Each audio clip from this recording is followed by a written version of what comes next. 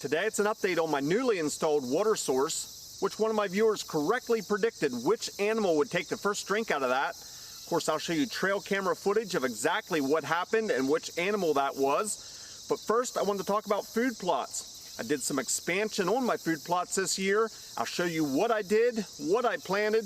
Let's get started.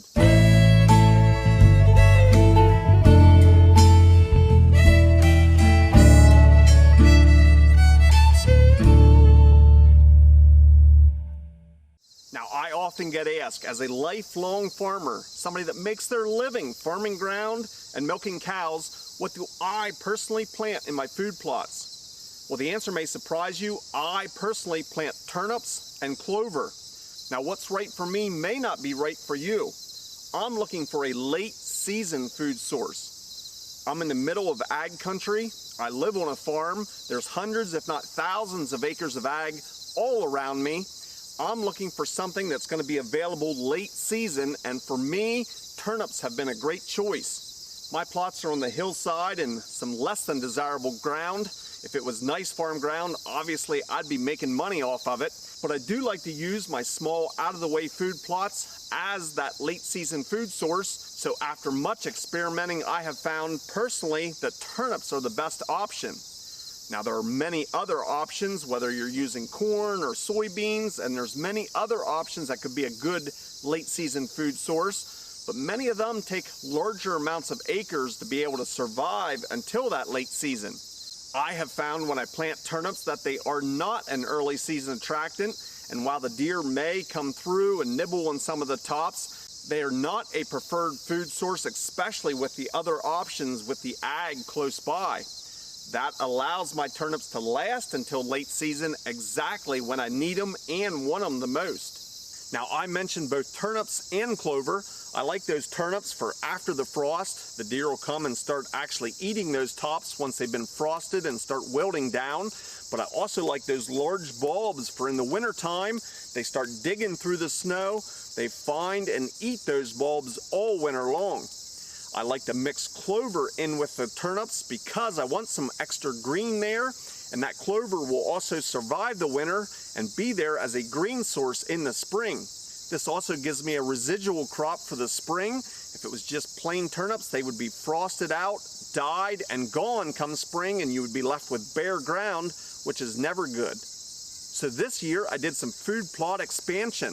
It was not a great increase of acreage by any stretch of the imagination, but there was an area on my hillside here that was grown up in brush and had some old concrete dump from years past. I went to work not only consolidating that old concrete that was dumped there on the hillside, but also a lot of the brush that was grown in around that. This took some time and some work, but who doesn't enjoy some time inside the Bobcat? When I was done, I was pleasantly surprised with the amount of area I gained for my food plots. Next, I continued to prepare my newly cleared soil with a rototiller attached to the skid loader. This left a great seed bed where I simply hand seeded my turnips and my clover. The last step is key to my success, and it virtually guarantees me germination. I fertilize and germinate that seed the day I plant it with my manure tank attached to the tractor. This year I was definitely aided in the remnants of Hurricane Debbie, which dumped a fair amount of rain and continued the growth of my food plots.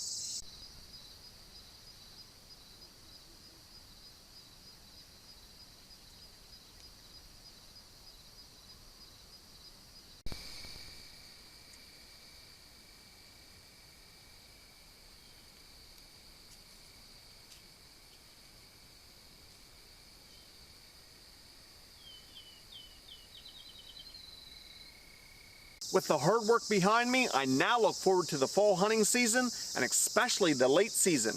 When it is cold and the snow's flying, I should be set. Now let's talk about that water source that I installed last month. There were a lot of comments on that video predicting which animal would be the first animal to take a drink out of it. Was it the deer? The turkeys? Squirrels? Raccoons? Birds? Well, many of you were spot on with your predictions, and while the robins were the first things to show up on the trail camera, the raccoons were the first to take a drink. Not long after that, the squirrels arrived, and of course they're there every single day taking advantage of the water.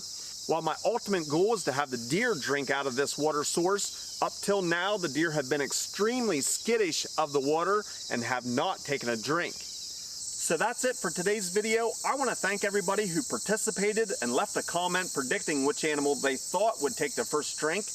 Now I'd love to hear from you, and what are your food plot plans? Do you plant food plots, and what do you plant? I'd love to hear what works best in your area, so please leave me a comment. Now, is anybody interested in buying any spotted lanternflies? I have plenty for sale.